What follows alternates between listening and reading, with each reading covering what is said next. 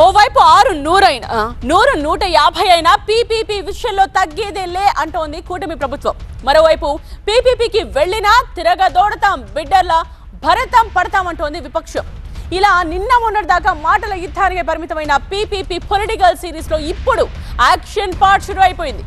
ప్రభుత్వం టెండర్స్ కు ఆహ్వానించడం, ఆ టెండర్స్ పై సీఎం రివ్యూ చేయడం, ఆఫ్టర్ రివ్యూ మంత్రి సత్యకుమార్ హాట్ కామెంట్స్ తో ఇష్యూ ఇప్పుడు నెక్స్ట్ లెవెల్ కు వెళ్ళిపోయింది.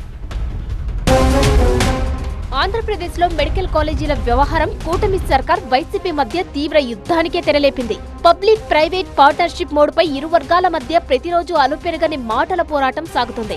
పీపీపీ మోడ్ ను వ్యతిరేకిస్తూ వైసీపీ పెద్ద ఎత్తున ఆందోళన, నిరసన కార్యక్రమాలు నిర్వహించడమే కాదు, చివరకు 1 కోటికి పైగా సంతకాలను సేకరించి లోక్ భవన్ తలుపులు కూడా తట్టింది.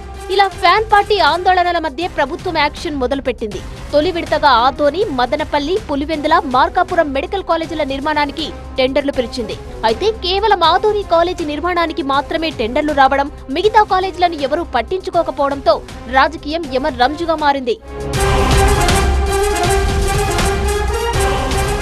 పీపీపీ విధానం, టెండర్ల ఆహ్వానంపై సమీక్ష నిర్వహించిన సీఎం చంద్రబాబు వైసీపీపై తీవ్ర విమర్శలు గుప్పించారు.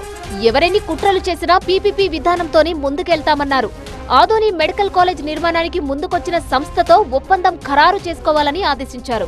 మిగిలిన కాలేజీల కోసం మళ్లీ టెండర్లు పిలవాలని అధికారులకు దిశానిర్దేశం చేశారు. దేశవ్యాప్తంగా పీపీపీ విధానం సక్సెస్ఫుల్ గా అమలవుతోందని, ఎవరెన్ని కుతంత్రాలు పన్నినా పీపీపీని గెలిపించి తీరుతామన్నారు. మొన్న ఈ మధ్య పీపీపీ విధానంపై ఓ రేంజ్ లో విరుచుకుపడ్డారు వైసీపీ అధినేత జగన్.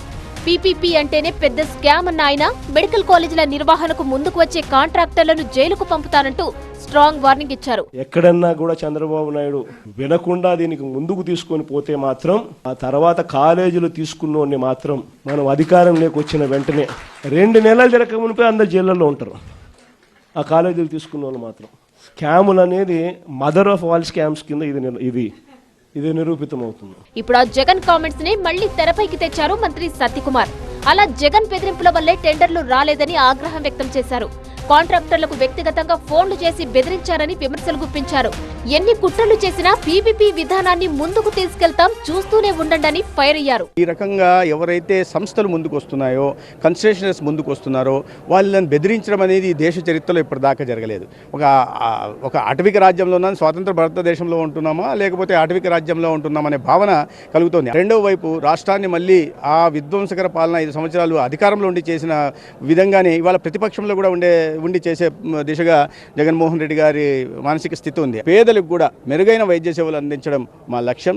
దాన్ని ఎవరు ఎటువంటి కుట్రలు కుతంత్రాలు చేసినా డివియేట్ అయ్యే పరిస్థితులు ఖచ్చితంగా ముందుకు తీసుకెళ్లే ప్రయత్నం చేస్తాం. మొత్తంగా ఇష్యూ టెండర్ల వరకు వెళ్లడం, కాంట్రాక్టర్ల నుంచి పెద్దగా స్పందన రాకపోవడంతో పొలిటికల్ వార్ పీక్స్ కు చేరింది. మీ వల్లే టెండర్లు రాలేదని కూటమి నేతలు, లేదు అసలు విధానమే నచ్చక రాలేదని వైసీపీ నేతల మధ్య డైలాగ్ వార్ ధూమ్ ధామ్ గా నడుస్తుంది. అయితే మళ్లీ టెండర్లకు ఆహ్వానించాలన్న సీఎం ఆదేశాలతో నెక్స్ట్ ఏం జరుగుతుందోనన్న ఆసక్తి నెలకొంది.